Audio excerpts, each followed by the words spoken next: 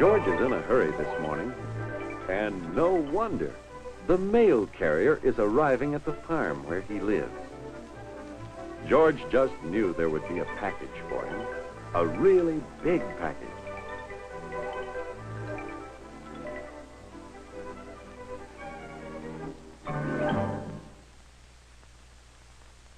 What do you suppose is in that package? In just a moment, we'll see.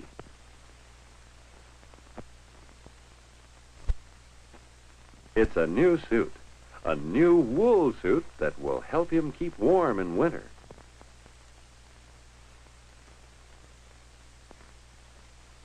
And there are 2 new cotton shirts that will look neat and cool in the summer. And there's a new necktie.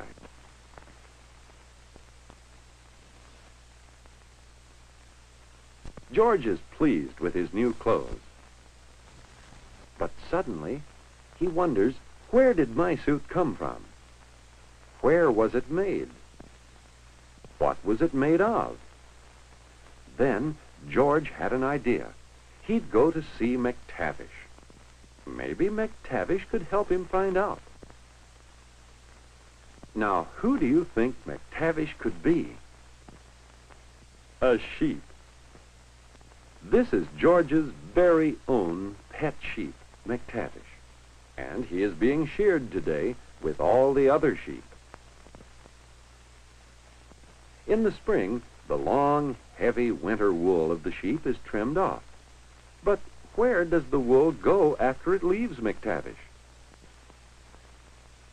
George doesn't know, but he thinks he knows how to find out. He's going to write a letter.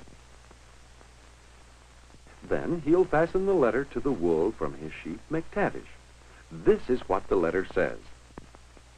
Dear friend, this wool came from my pet sheep, McTavish. Please write and tell me what happens to the wool and how it is made into clothing. Yours truly, George Moore. Isn't that a good letter? Well, George hopes it is. Now, let's go along with George's letter and see what happens. First, a railway train took the wool and George's letter to a woolen mill in Massachusetts. Here at the mill, a man named Michael Flaherty found George's letter and read it. He decided he would answer George's letter, and this is what he wrote. Dear George, the wool from your pet sheep came to the factory where I work. The first thing we do with wool is inspect it and sort it. Then we wash it in big vats, because the wool comes to us very dirty and greasy. The tangly wool is combed and combed in a carding machine until it comes out all smooth and fine.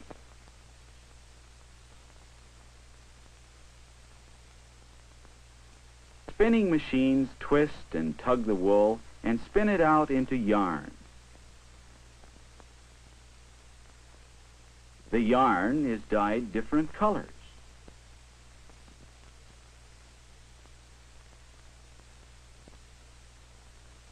On this weaving machine, the yarn moves back and forth until there's a big roll of new woolen cloth. This is the wool cloth we make in our mill. But we only make cloth here, so I will send your letter along with the cloth to the clothing factory. Your friend, Michael Flaherty, Newton, Massachusetts. So George's letter and the wool cloth arrived at a factory in New York City where wool clothing is made. This is David Rubin, who found George's letter, and he was kind enough to answer the letter too. Dear George, my job is in a clothing factory in New York City. I take the wool cloth and lay out a pattern on top for cutting. Then I cut out the pieces for many suits all at once with a special cutter.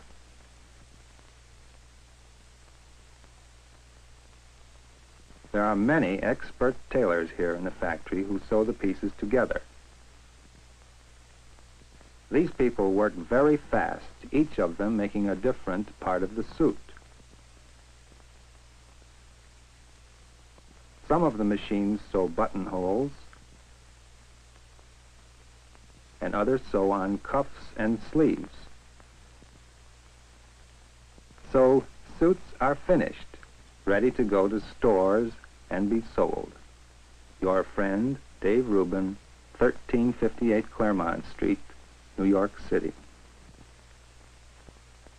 New York City. My, but George's suit came a long way. But how do we find out about George's cotton shirts? Where does cotton come from? And how does it become a shirt? This time, George writes to his uncle, Howard Williams. And this is how Mr. Williams answers. Dear George, we raise cotton on my farm down here in Alabama.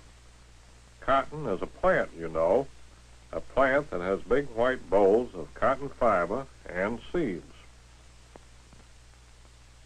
In late summer, we pick the cotton here on the farm. The cotton is sent to a cotton gin where all the seeds are combed out. After the cotton is combed and carded, it is spun into thread. In another factory, the cotton thread is woven into bolts of cloth. In a clothing factory, the cloth is cut and sewn into shirts and other things we wear, and sent off across the country to stores everywhere. Yours truly, Uncle Howard, RFD1, Centerville, Alabama.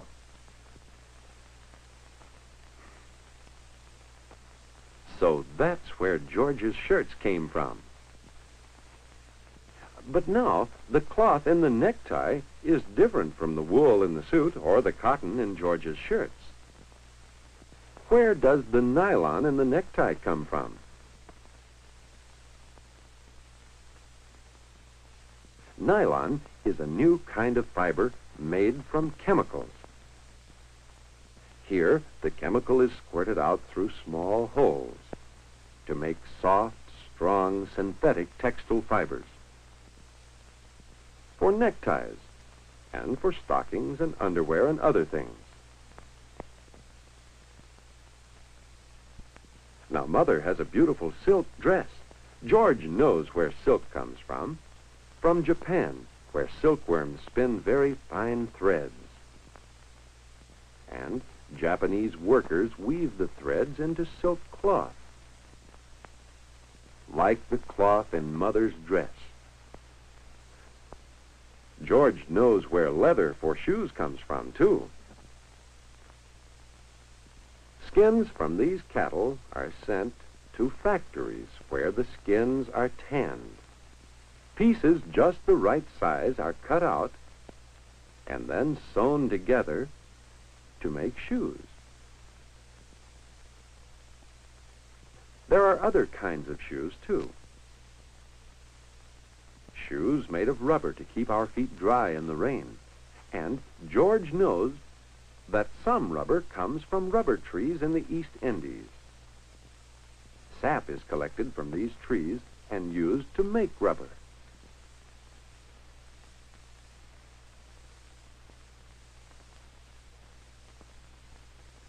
So many people help us get our clothing, people from all around the world. George is proud of the letters he has received from some of these people. And now, when he goes to town, it's twice as much fun looking in store windows, because George knows where clothing comes from. Do you?